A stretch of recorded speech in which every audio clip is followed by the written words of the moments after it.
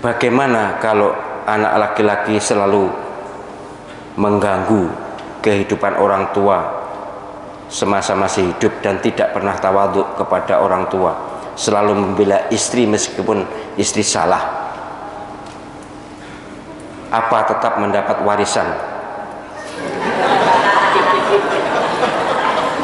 Jurusannya itu warisan. Dan apa juga tetap 2 kali? Mohon logikanya. Waduh, wes gini.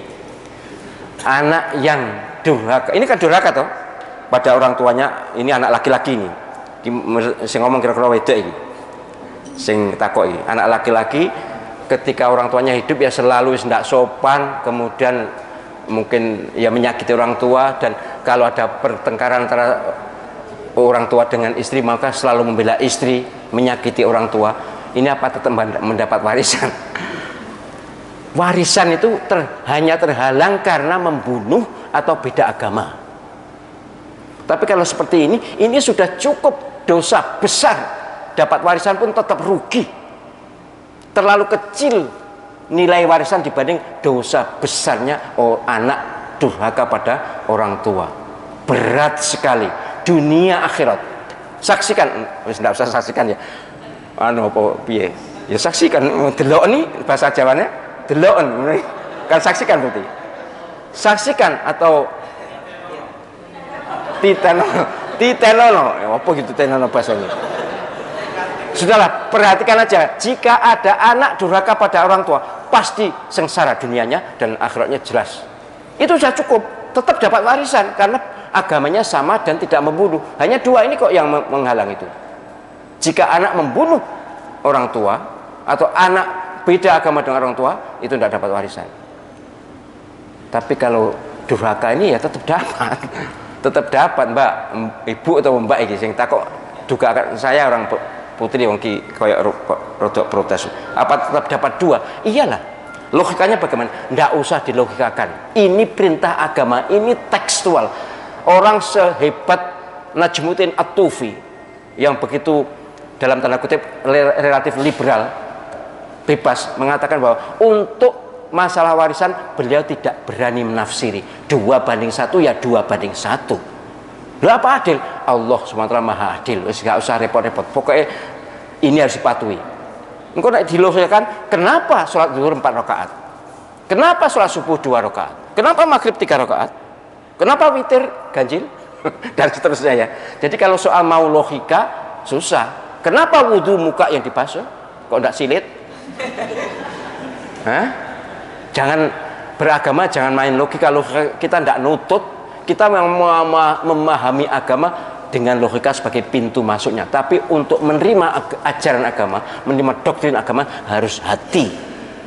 Patuh kepada Allah SWT. 2:1 adalah tekstual di Al-Quran. Lidzakari mithlu hadzil unthayain diulang 2 kali dan dimulai dengan peringatan, diakhiri dengan peringatan juga.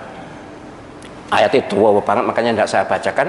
Tetapi ini orang ulama-ulama top dahulu yang relatif longgar terhadap warisan tidak berani menafsiri. Bener. Sing wani ki yo sing gak patek ngerti kuwi terus demi keadilan dibagi sama saja. Nek ingin membagi sama, jangan dalam bentuk warisan tapi dalam bentuk hibah. Caranya orang tua jangan boleh mati dulu. Sebelum orang tua wafat bagi dulu. Itu boleh sama. Tapi nek wis kadung wafat, hukumnya hukum warisan penjenian. Kalau perempuan mendapat sama tidak halal, tidak sah. Ingat ini. Ini karena hukum Allah SWT. Surat An-Nisa ayat 11, 12, 13, 14. Kemudian surat An-Nisa ayat 33, surat An-Nisa ayat 176. Nanti penjelasan baca itu, terutama 11 sama 176. Penjelasan baca itu. 2:1 itu eksplisit berkali-kali. Dan Allah menyatakan yusikumullah fi auladikum. Allah berpesan wanti-wanti. Kemudian faridatan minallah, ini wajib bagi kalian. Kemudian ini aturan bagi kalian. Siapa yang taat surga, siapa yang tidak taat neraka. Itu eksplisit di An-Nisa ayat 13-14. Nek gak percaya pengen buka, tapi baiknya percaya aja dia pengen buka. Jadi gitu nggih. Jangan mencoba merasionalisasikan. Lu kan enggak ada wong ketika orang tua masih hidup nakal begini-begini. Oke lah nakalnya ya biar dia dapat hukuman nakalnya itu. Tapi soal warisan jangan dikait-kaitkan dengan nakal atau tidak nakal. Nggih? Gitu ya. Saya yakin kalau yang di sini nerimo, apa nerimo Ibu? Yang nerimo ya. Bisa menerima.